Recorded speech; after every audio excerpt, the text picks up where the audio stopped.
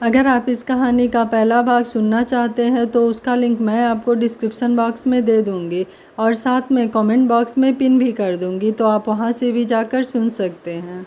रात में सबने खाना खाया पर धरा ने नहीं। सुमन और अखिलेश तो वहां रुकना चाहते थे लेकिन धरा ने उन्हें भेज दिया। धरा अपने बाबूजी के कमरे में ही लेट गई थी और पता नहीं किस पहर उसकी आंख लग गई। 5 दिन बाद सुबह का वक्त धरा का घर था। धरा सुबह उठकर नहा के स्कूल जाने के लिए रेडी हो रही थी। वो अपना सामान रख ही रही थी कि तभी उसकी बड़ी भाभी आई और उससे बोली, धरा आप स्कूल जा रही हैं, नाश्ता बना दूं? उसके ये कहने पर धरा ने बिना देखे ही कहा, नहीं भाभी मुझे लेट हो रहा है। उसके ये कहने पर छोटी वाली भाभी बोली, वैसे बाबूजी के इलाज में खर्चा तो बहुत हुआ होगा। आप चिंता मत करें भाभी, आप सबको उसका बिल नहीं देने दूंगी, जो था मुझ तक ही रहेगा। ये बोलकर वो अपना बैग लेकर बाहर आई तो देखा वकील साहब आए हुए थे। उसने वकील साहब को देखकर कहा, आप? जी मैं आनंद कश्यप जी का वकील हूँ। उन्होंने मरने से पहले अपनी वसीयत बनाई थी। मैंने जब सुना कि दूसरी वसीयत बन रही है तो मुझे यहाँ आना पड़ा इस बारे में बात करने और उनकी असली वसीयत लेकर। उनके ये कहने पर उसने अपने दोनों भाइयों को देखा। तभी सुमन भी अखिलेश के साथ आ गई थी। वकील ने कहा, अगर आपके पास वक्त हो तो क्या मैं बैठकर वसीयत सुना सकता हूँ? धरा कुछ बोलती उससे पहले ही उसकी बड़ी भाभी बोली, अरे वकील साहब ये रुक कर क्या करेगी, इसे जाने दीजिए, बाद में हम बता देंगे इसे वसीयत के बारे में। तभी सुमन ने अंदर आते हुए कहा, अरे क्यों बड़ी भाभी, आप सब अगर सुनेंगे वसीयत तो दीदी को भी सुनने का पूरा हक है। क्यों वकील साहब, सही कहा ना मैंने? नहीं तो वकील साहब आप शाम को आइए, तब दीदी भी होंगी। उसके ये कहने पर बड़ी वाली भाभी बोली, अरे नहीं रुक जाओ धरा। उनके कहने पर सुमन ने धरा को बैठाया और वो उसके बगल में खड़ी हो गई। वकील साहब ने वसीयत निकाला और उसे पढ़ने लगे। मैं आनंद कश्यप अपने पूरे होशो हवास में ये घर और मालती जी के गहने अपनी दोनों बेटियों के नाम करता हूँ। मेरे पास जो भी कुछ है वो सिर्फ और सिर्फ मेरी दोनों बेटियों का होगा और गलती से भी मेरे बेटों ने उस पर हक जताया तो कानून से अनुरोध है वो उन पर कड़ी से कड़ी सज़ा मुअक्कल करे। धरा बेटा, आपको मेरी कसम, अपने बाबा की आखिरी बात मान लो। इस घर को और अपने माँ के गहनों को अपने भाइयों या भाभियों के हाथ में मत देना। अगर ऐसा किया तो मेरी आत्मा को कभी शांति नहीं मिलेगी। मेरी बच्ची हमेशा खुश रहना। ये कहते हुए वकील साहब रुके और उसे घर के पेपर और गहनों के सारे बॉक्स देकर चले गए। उनके जाने के बाद बड़ी भाभी बोली, बाबूजी ऐसा कैसे कर सकते थे? अरे आप दोनों उनके बेटे थे, ऐसे कैसे अपनी बेटियों को सब देकर चले गए? ये तो बहुत गलत किया। अरे ऐसे कैसे अपने बेटों को भूल सकते हैं? धरा ने सब कुछ लिया और खड़े होते हुए बोली, मिसेस सोम कश्यप जी मेरे बाबा के बेटे थे, हैं नहीं? वो तो उस दिन ही मर गए थे जिस दिन अपनी पत्नियों की बातों में आकर उन्होंने मेरे बाबा को अकेला मरने के लिए छोड़ दिया था। वो कितना तड़पे लेकिन आप सब में से कोई नहीं आया। पैसे देने की बात तो छोड़िए, आप सब ने तो उन्हें देखा भी नहीं, जाना भी नहीं कि वो कैसे हैं। एक फ़ोन नहीं किया और उनके मरते ही फ्लाइट पकड़कर चले आए क्योंकि प्रॉपर्टी और गहने चाहिए थे। अरे वो पिता रोते रोते इस दुनिया से गया। आप सब उसके अपने थे पर आप सब ने तो परायों से भी ज़्यादा बुरा बर्ताव किया। बहुत कुछ सहा उन्होंने पर कोई नहीं, अंत तक उनकी बेटी थी और यही बेटी आज उनकी कसम का, उनकी बात का मान रखेगी। सुमन, मेरे वापस आने तक मेरा घर इन मेहमानों से खाली हो। मैं इनकी परछाई भी अपने घर में नहीं देखना चाहती। और हाँ, इनके जाने के बाद मेरे घर को धो के गंगा जल छिड़क देना। मैं यहाँ बुरी चीज़ का वास नहीं होने दूंगी। ये बोलकर वो कमरे में गई और सारा सामान रखकर बाहर आई और स्कूल चली गई। उसके जाने के बाद सुमन ने कहा, अरे आप जैसे बेटों से तो बाबूजी बिना बेटे के सही थे। दीदी यहाँ एक एक पैसे जोड़ रही थी और आप सब अपनी ज़िंदगी में खुश थे। उस लड़की ने रातों की नींद, दिन का सुकून सब खत्म किया और आप चैन से सो रहे थे। वो बाप बेटों की झलक देखने के लिए बैठा इंतज़ार कर रहा था और उसके बेटे आए भी तो अपनी पत्नियों के साथ ये घर लेने। अरे थूकती हूँ मैं ऐसी औलादों पर जो अपने माँ बाबा के नहीं हो सके। अरे वो किसी और के क्या होंगे? पर याद रखना बड़ी भाभी और छोटी भाभी, बुढ़ापा सिर्फ बाबूजी का नहीं आया था, आप सबका भी आएगा और आप सबकी औलादें भी बड़ी होंगी। उस दिन आप सबके कर्मों का फल आप सब अवश्य भोगेंगे। जो जो दुख आप सब ने दीदी को और बाबूजी को दिया है वो सब ऊपर बैठा हुआ वो देख रहा है, सूद समेत देगा वो सब कुछ आप चारों को। और अब मेरी दीदी के घर से आधे घंटे में निकलिए, मैं दीदी के आने के पहले ये घर वापस से वैसा करूँगी जैसा बाबूजी के वक्त था। उसके ये कहने पर बड़ी भाभी और बाकी सब अपने अपने रूम में जाकर बैग पैक करने लगे। वो सब बैग पैक करके आए तो बड़ी भाभी ने कहा, मैं भी देखती हूँ कैसे वो इस घर को बना के रख पाएगी। एक वक्त आएगा जब वो इस घर को छोड़कर जाएगी, तब ये खंडहर बन जाएगा। और हाँ, कह देना खंडहर बस टूट के गिरने के लिए होते हैं और एक दिन उनके मलबे होते हैं। चलो जी, ये बोलकर वो वहाँ सबके साथ चली गई। उनके जाने के बाद अखिलेश ने कहा, ऐसी होती है औलाद तो मैं कहता हूँ अच्छा है हमें बेटा औलाद में नहीं मिला। बताओ, जिस पिता ने खून पसीना एक करके इन्हें यहाँ तक पहुँचाया, उसे ही ये लोग ठोकर मार दिए। अरे देवी जैसी दीदी का दर्द भी ना दिखा, कभी खुश नहीं रहेंगे ये सुमन, कभी नहीं। ये कहते हुए वो रो दिया। सुमन ने उसका हाथ पकड़ लिया था। 20 दिन बाद शाम का वक्त धरा का घर था। धरा ने सुमन और अखिलेश की मदद से ही आनंद जी की 13वीं की थी। उसके बाद धरा ने खुद को संभाला था और वापस से स्कूल पढ़ाने के साथ ट्यूशन देने लगी थी। सुमन सुबह आकर काम करती और शाम को 4 बजे चली जाती। सुमन की बेटी भी धरा के पास ही पढ़ती थी।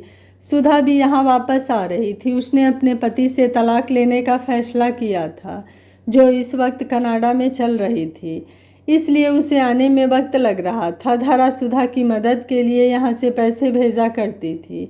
धरा बच्चों को पढ़ाकर बस उठने ही वाली थी कि सुमन ने कहा, दीदी मैं छुटकी को लेकर जा रही हूँ। आपने मना किया था खाना बनाने को, इसलिए खाना नहीं बनाया, पर सब्जी बनाकर जा रही हूँ। आपको बाकी उसके साथ जो खाना हो बना लेना। ठंड बढ़ रही थी और धुंध भी। मैं निकलूं नहीं तो रास्ता बहुत ख़राब हो जाएगा। ये बोलकर वो छुटकी अपनी बेटी का हाथ पकड़कर उसका बैग लेकर बाहर की तरफ निकल ही रही थी कि तभी दरवाजे की बेल बजी। सुमन ने खोला तो देखा सामने नील खड़ा था, सूट बूट पहने, आँखों पर काला चश्मा लगाए। सुमन उसे देखकर पहचान गई। उसने कहा, अरे साहब आप आइए, अंदर आइए। ये कहते हुए वो उसे अंदर ले आई। नील अंदर आते हुए घर को देखे जा रहा था। ड्राइंग रूम था जिसमें चिमनी जल रही थी, सोफे रखे हुए थे और आनंद जी की तस्वीर लटकी थी, उस पर चंदन हार था। सुमन ने अपनी बेटी से कहा, जाओ दीदी से कह दो उनसे मिलने कोई आया है। ये कहने पर उसकी बेटी भाग गई धरा के पास। सुमन उसे बैठाकर चाय पानी लेने चली गई। नील वहीं बैठा सब देखे जा रहा था। सुमन की बेटी आई और उससे बोली, आप बैठो, बुआ अभी आ रही हैं। ये बोलकर वो सुमन के पास भाग गई। सुमन ने लाकर चाय नाश्ता रखा और उससे बोली, साहब बुरा मत मानना, मुझे जाना होगा, नहीं तो फिर मुश्किल हो जाएगी जाने में। उसके ये कहने पर नील बोला, कोई नहीं आप जाइए, मैं वेट कर लूँगा। उसके ये कहने पर वो चली गई। वो जैसे ही गई वैसे ही बहुत सारे बच्चे भी बाहर आए और बाहर की तरफ निकल गए। नील उन्हें देखे जा रहा था, तभी धरा पीछे बगीचे वाला गेट बंद करते हुए बोली, कौन आया है सुमन? ये कहते हुए वो ड्राइंग रूम की तरफ आने लगी तो देखा सोफे पर कोई बैठा था। वो दूसरी तरफ आई तो देखा नील है। नील ने उसे देखा तो वो उठकर खड़ा हो गया। धरा ने हाथ जोड़कर उसे प्रणाम किया और उससे बोली, बैठिए। उसके कहने पर नील बैठ गया।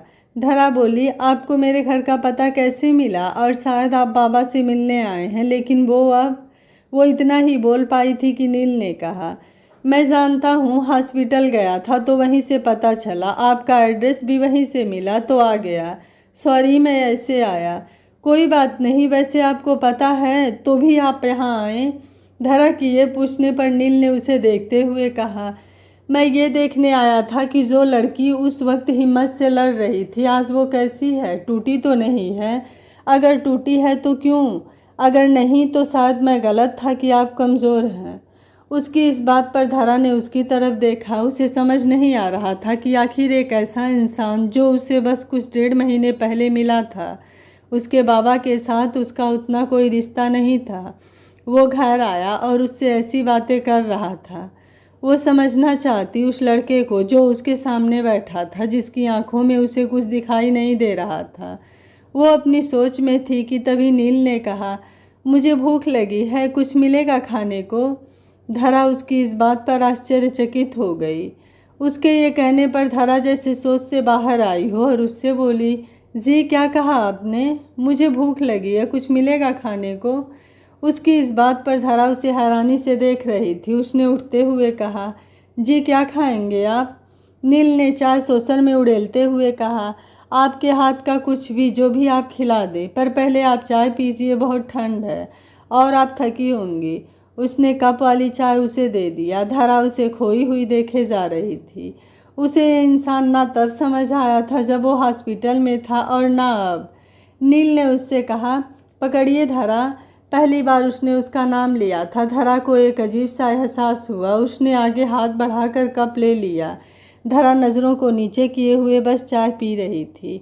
उसने खुद से कहा, मैं एक अनजान इंसान के साथ बैठी हूँ, पर यह अनजान लगता नहीं, ऐसा क्यों? इसके आने से मुझे डर नहीं लग रहा है, मुझ में घबराहट नहीं है, ये कैसे? यही सब सोचते हुए वो चाय ख़त्म कर रही थी। वो उठने लगी, तभी लाइट चली गई।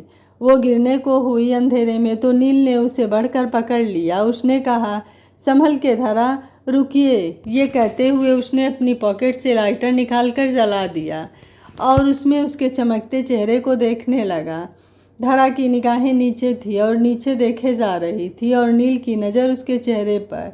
नील ने कहा, कैंडल्स कहाँ है? उसके ये कहने पर धरा ने कहा, रुकिए मैं लाती हूँ। ये बोलकर वो आगे चलने लगी और नील उसके पीछे। ऐसा लग रहा था जैसे नील उस अंधेरे में भी अकेला नहीं छोड़ना चाहता था। वो उसकी परछाई बनकर उसके साथ अब चलना चाहता था। धरा ने वहाँ के ड्रॉर से मोमबत्ती निकाली और उसे नील के हाथ में जल रहे लाइटर से जलाकर दूसरी मोमबत्ती भी जला ली। एक उसने वहीं रखा और दूसरी को अपने साथ ले ली। उसने कहा, आप बैठिए, मैं कुछ बनाकर लेकर आती हूँ। नील ने उससे कहा, मैं यहाँ अकेले नहीं बैठूँगा, आप चलिए, मैं वहीं खड़ा रहूँगा। धरा उसकी बातों को उसे अब समझना चाह रही थी। वो कुछ नहीं बोली और आगे आगे चलने लगी। वो किचन में आई। उसने मोमबत्ती सेल पर रखा और अपने बालों को पीछे कर उसने शॉल बगल में रखा और साड़ी का पल्लू बगल में टाक कर उसने मोमबत्ती की रोशनी में देखा तो सुमन पनीर की सब्ज़ी बनाकर गई थी। उसने नील से कहा, पनीर की सब्ज़ी है, सुमन बना कर गई है, उसके साथ कुछ खाएंगे या कुछ और बना दूं? ये कहते हुए वो फ्रिज खोलकर देख रही थी। नील उसके पीछे कुछ दूर खड़ा बोला, कुछ भी बना दीजिए, बस आपके हाथ का होना चाहिए। धरा उसकी इस बात पर थोड़ा खींच गई थी। उसने फ्रिज बंद करके कहा, मिस्टर शेखावत जी। नील ने उसे टोकते हुए कहा, नील, मेरा नाम नील है, आप मेरे नाम से मुझे बुला सकती हैं। और हाँ, चावल बना दीजिए आप, मैं खा लूँगा। उसके ये कहने पर धरा चावल बनाने के लिए चावल निकालने लगी। नील वहीं दूसरी तरफ शेल्फ से लगा खड़ा था। धरा चावल बनाने के लिए रख चुकी थी। उसने चावल रखा और खड़ी हो गई।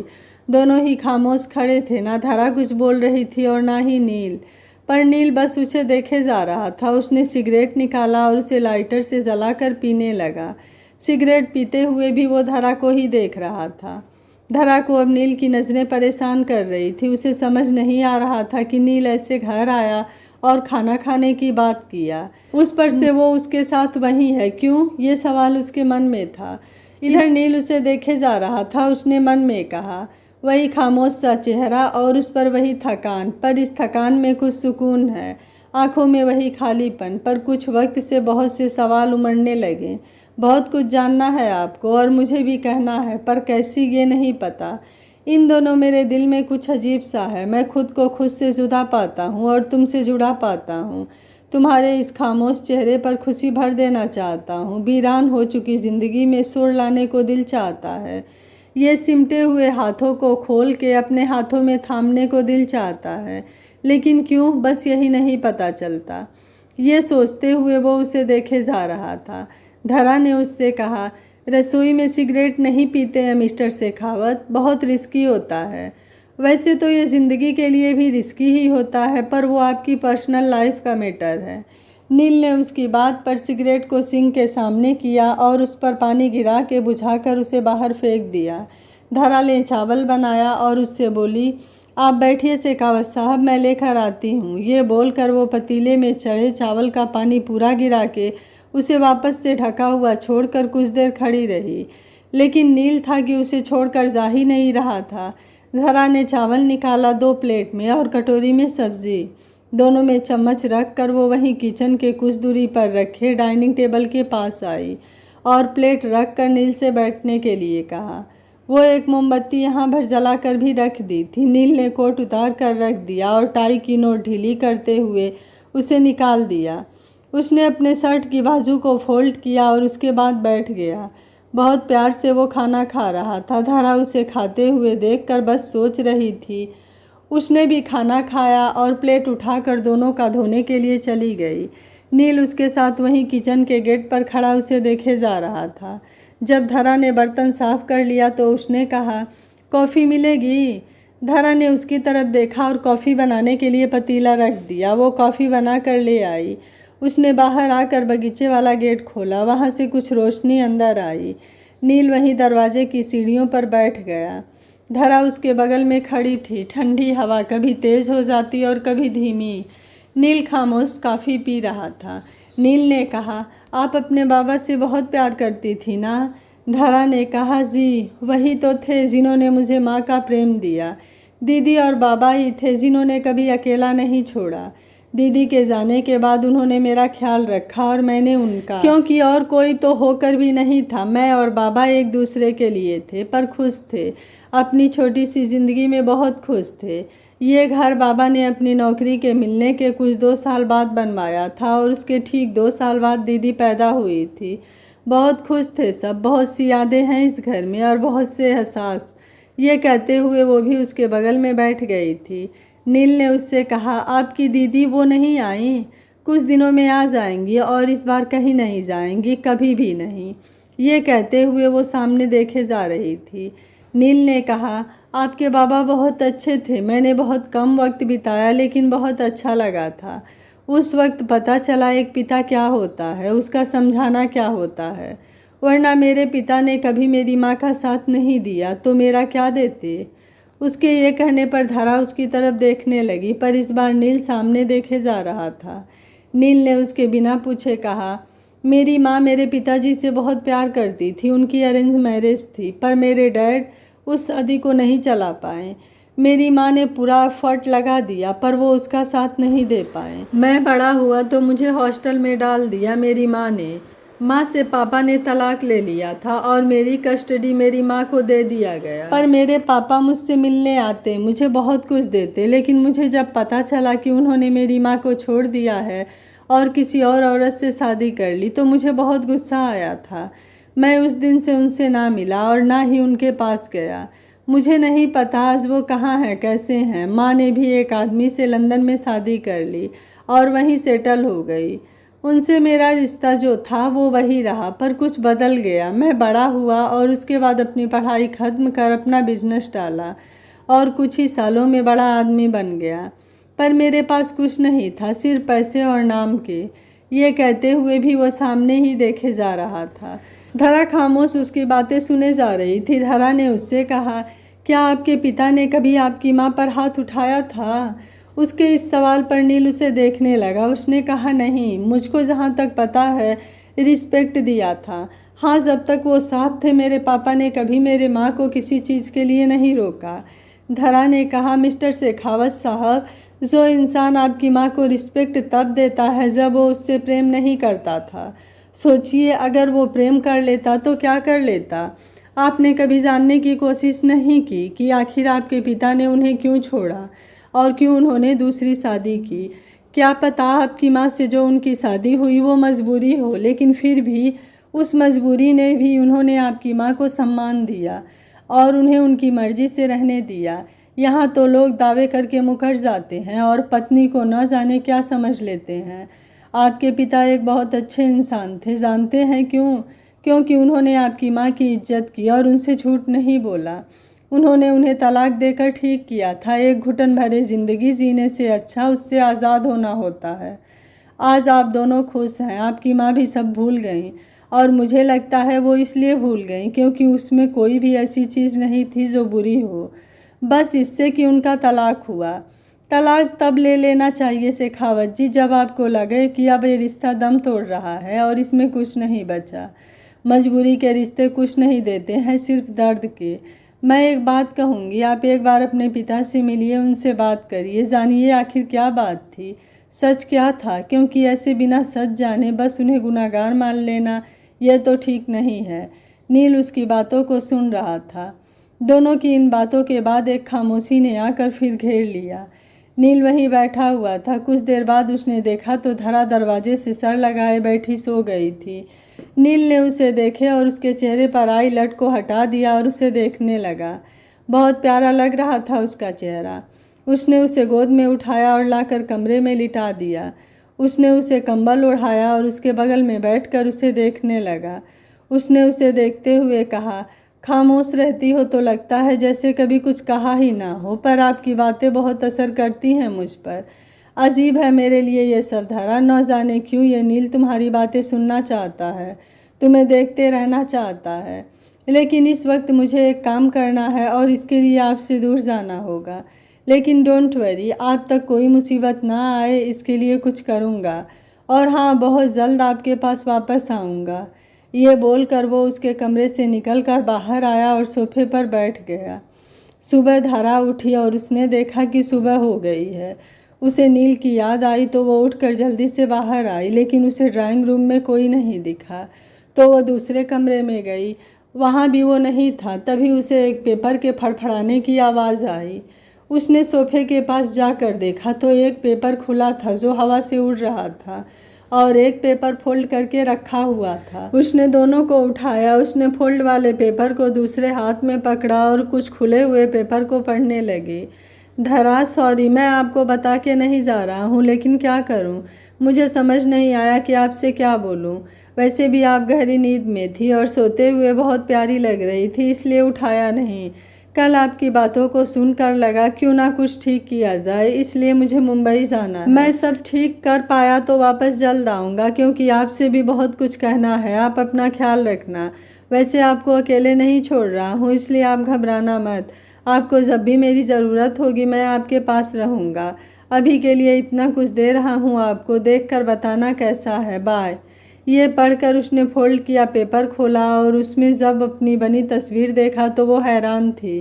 पेपर के लास्ट में लिखा था, most beautiful and expensive girl in my life. धरा ये पढ़कर हैरान परेशान थी। उसके हाथ में नील का छोड़ा हुआ लेटर था और उसकी बनाई धरा की तस्वीर। उसने दोनों को फोल्ड करके अपने पास रख लिया। आज संडे था तो छुट्टी थी। उसने पहले नहाया, उसके बाद पूजा कर तुलसी में जल चढ़ाया। ये सब होने तक सुमन आ गई। उसने अंदर आकर सफाई की और फिर नाश्ता बनाने में लग गई। धरा सोफे पर बैठी बस नील की बातों को ही सोचे जा रही थी। 1 महीने बाद सुधा अपने पति से डिवोर्स लेकर शिमला आ गई थी। उसने एक जॉब खोज ली थी। सुधा ने यहाँ आकर अपना सारा दर्द धरा से बताया था। सुमन भी सुधा को सब बताई जो यहाँ हुआ था, क्योंकि धरा तो बताने से रही। सुधा को भी अपने भाइयों और भाभीयों पर बहुत गुस्सा आ रहा था, पर धरा ने उससे कहा था कि जो हुआ उसे भूल कर आगे बढ़िए। और उसने ये भी कहा था कि वो और सुधा मिलकर इस घर को खंडहर नहीं होने देंगे, और इसी में दोनों लग गए। सुधा ने MBA कर रखा था। उसने बचे हुए पैसों से एक बिजनेस खोलने की बात की। धरा से उसने कहा, धरा क्यों ना एक स्टोर खोला जाए, मुझे लगता है हम चला लेंगे। धरा ने कहा, आपको अगर लगता है तो कोई बात नहीं, शुरू करते हैं, लेकिन उसके लिए हमें जगह चाहिए और बहुत सारे सामान। उसके लिए क्या करेंगे? सुधा ने उसके पास बैठते हुए कहा, उसकी चिंता मत करो, मैंने सब सोच लिया है। एक बैंक से लोन के लिए अप्लाई किया है, अगर मिल जाता है तो 2 महीने में सब हो जाएगा और मैं अपना स्टोर खोल लूँगी, वरना तू लोन भरेगी। ये बोलकर वो हंस दी तो धरा उसे मुंह खोले देख रही थी। सुमन भी बगल में खड़ी हुई उसे देखकर मुस्कुरा रही थी। सुधा के आने से धरा अब मुस्कुराने लगी थी, पर एक इंतज़ार न जाने कहाँ से उसके दिल में घर कर गया था। न चाह के भी वो नील का इंतज़ार कर रही थी।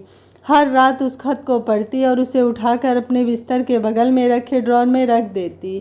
हर हंस गहराती तो वो आकर पीछे वाले गेट के दरवाजे पर बैठ जाती। ऐसा लगता जैसे वो उसे सुकून दे रहा है। कुछ सवालों के जवाब थे जो उसे चाहिए था। पहला सवाल ये था कि कौन था जिसने हॉस्पिटल में पैसे दिया था। सुधा अपने स्टोर को बनाने में लग गई थी, उसे बैंक से लोन लेना था तो वो उसमें लग गई। धरा हॉस्पिटल में जिसने पैसे दिए उस शख्स को जानने में लग गई। सुमन सुधा का पूरा साथ दे रही थी। अखिलेश भी वक्त मिलने पर आ जाता था। इसमें कोई दो राय नहीं थी कि सुमन अखिलेश अपने सगे ना होकर भी उन दोनों के लिए सगे से बढ़कर थे। सुधा का लोन फाइनल होने में 1 महीने लग गया था, पर जब उसे मिला तो उसने तुरंत स्टोर का काम शुरू किया। धरा भी उस स्टोर को बनाने में उसकी मदद कर रही थी। धरा हॉस्पिटल जाकर हमेशा जानने की कोशिश करती थी कि वो आदमी कौन था जिसने उसकी मदद की, लेकिन अभी तक कुछ पता नहीं चल पाया था। स्टोर आधा बनकर तैयार था, बस कुछ दिनों में पूरा बन जाने वाला था। लेकिन स्टोर के लिए सामान लाना था और सामान लेने के लिए सुमन और धरा ने सोचा क्यों ना वो दोनों जाकर ये काम करें। सुमन धरा के साथ रोज़ मार्केट जाती और सामान के लिए पता करती, लेकिन उन्हें सामान ठीक से मिल नहीं रहा था। उन्हें समझ ही नहीं आ रहा था। धरा घर आई तो सुधा नेट पर कुछ चेक कर रही थी। उसने उससे कहा, धरा हमें सामान कम दाम में मिल सकता है, लेकिन उसके लिए दिल्ली जाना होगा। वहाँ एक जगह है जहाँ पर कम दाम पर चीज़ें मिलती हैं और बहुत अच्छी होती हैं, क्या बोलती हो? उसके ये कहने पर धरा बोली, ठीक है फिर वहीं चलते हैं। आप नहीं जा रही हैं, आप यहीं रहिए और अपना स्कूल देखिए, मैं सुमन को ले जाती हूँ। वहाँ उसे वैसे भी अपने एक रिलेटिव्स के यहाँ जाना है, तो मैं सोच रही हूँ कि उनके साथ ही चली जाऊँ। वो लोग मेरी मदद भी कर देंगे, क्या कहती हो? उसके कहने से पहले ही सुमन ने कहा, अरे दीदी इनसे क्या पूछ रही हैं आप, चलिए हम आपको ले चलेंगे। अखिलेश आपको पूरा जगह दिखला देगा और साथ होंगे तो चीज़ें भी अच्छी मिल जाएंगी। उनकी बात पर धरा भी मान गई। उसने कहा, दीदी शायद मुझे मुंबई जाना पड़े, एक काम है। अगर आप आ गई तो ठीक है, नहीं तो मैं चली जाऊंगी। ओके, पर मुंबई क्यों? स्कूल की तरफ से जाना है। सुधा के ये पूछने पर वो बोली, जी मैं कुछ दिनों में आ जाऊंगी। उसकी बात पर सुधा ने हाँ कह दिया। 2 दिन बाद सुधा सुमन के साथ दिल्ली के लिए निकल गई, लेकिन धरा उस आदमी के बारे में जानने के लिए लग गई। इस बार उसने ठान लिया कि वो उस आदमी के बारे में जान कर रहेगी। वो हॉस्पिटल में जाकर रिसेप्शन पर बैठी लड़की से बोली, मैम। उसे देखते ही वो बोली, आप फिर? मैं आपको कैसे समझाऊं मिस कश्यप कि मैं आपको कुछ नहीं बता सकती हूँ, इसलिए प्लीज़ आप मत आया करिए। जितना बताया उतने पर ही मुझे डांट पड़ गई थी, प्लीज़ आप जाइए। उसके ये कहने पर वो बाहर आई और बगीचे में बैठ गई। शाम ढल रही थी और वो वहीं बैठी रही। तभी वहीं नर्स उसके पास आई जो उसके पिता की देखभाल के लिए थी। उसने उसके बगल में बैठते हुए कहा, उसका नाम साहिल शेखावत है, ये उसका एड्रेस है और मुंबई में रहता है। धरा ने उसके हाथ से पेपर लिया और उससे बोली, मुझे यहाँ कोई नहीं बता रहा था उनके बारे में, आप क्यों बता रही हैं? इससे आपकी नौकरी खतरे में नहीं आ सकती है? कुछ नहीं होगा क्योंकि किसी को पता ही नहीं चलेगा। वैसे तुम जाकर मिलना चाहो तो मिल सकता है, लेकिन वहाँ सब उसे मिस्टर शेखावत के नाम से जानता है, तो तुम जाना और मिलना तो मिल लेना, मैं चलती हूँ। ये बोलकर वो चली गई। धरा उस पेपर को खोल कर देखी तो वो एक ऑफिस का नंबर था। वो उठी और घर के लिए निकल गई। घर आकर उसने सोचा, उसके बाद उस पेपर को उठाकर संभाल कर रख दिया। उसे स्कूल से छुट्टी चाहिए थी, जिसके लिए पहले उसे बताना था, पर उसने ठान लिया था कि वो मिल कर रहेगी और उस आदमी का शुक्रिया अदा करेगी। वो कपड़े बदल कर किचन में आई तो उसे नील के साथ का वो वक्त याद आने लगा। वो समझ नहीं पाई उस वक्त वो क्या था, क्यों नील उससे सब हक से कह रहा था। कुछ वक्त का ही तो मुलाकात था वो। उस मुलाकात में कहाँ कुछ बात हुई थी, तो उसका मुझसे ऐसे बात करना, मुझसे मिलने आना, मेरा उस पर इतना भरोसा करना क्यों था ये? और क्यों मेरे दिल में एक इंतज़ार है, किसका? उसका, जिसे मैं ठीक से नहीं जानती या जानती हूँ। 2 महीने हो रहे हैं लेकिन वो आदमी ना कभी फ़ोन किया ना मिलने आया, क्यों? ये सब सोचते हुए वो अपने लिए कुछ बना चुकी थी, पर जैसे उसका खाने का मन नहीं था, वो वहीं उस जगह आकर बैठ गई जहाँ वो नील के साथ आकर बैठी थी। एक तरफ धरा थी जिसके जहन से नील जा नहीं रहा था, और नील था उसका अता पता ही नहीं था। धरा कुछ देर बैठी रही, फिर बिना खाए आकर सो गई। वो सुबह उठकर स्कूल गई और उसने सबसे पहले एप्लीकेशन डाला लीव के लिए, पर उसे वो 15 दिन बाद मिल रही थी। उसने तब तक रुकना ठीक समझा। 5-6 दिन में सुधा भी वापस आ गई थी। सुधा ने धरा को बताया कि काम हो गया है। 2 दिन बाद सारा सामान आ जाएगा और वैसा ही हुआ। सामान आया और उसे स्टोर में अच्छे से लगाया गया। अब सुमन घर के साथ स्टोर भी संभालती थी। स्टोर चलने लगा था। सुधा अब खुश थी। वो अपने पैरों पर खड़ी थी और उसके पास अपना कहने के लिए कुछ था। 15 दिन बाद धरा मुंबई के लिए रवाना हो गई। मुंबई जाने के बाद साहिल शेखावत की असली सच्चाई धरा के सामने क्या आएगी? धरा के पिता का इलाज कराने के बदले साहिल उससे क्या चाहेगा? क्या धरा की ज़िंदगी में नील फिर से वापस आएगा या धरा का इंतज़ार ही रह जाएगा? आखिर नील धरा की ज़िंदगी में प्यार का एहसास जगा कर क्यों चला गया था? ऐसे और भी बहुत सारे सवालों का जवाब जानने के लिए सुनिए कहानी का अगला और अंतिम भाग। अगर आप इस कहानी का अंतिम भाग सुनना चाहते हैं तो कमेंट में यस और नो ज़रूर लिखिएगा। वीडियो पसंद आया है तो वीडियो को लाइक शेयर एंड चैनल को सब्सक्राइब कर लीजिएगा। Thank you for watching. मिलते हैं अगली कहानी में।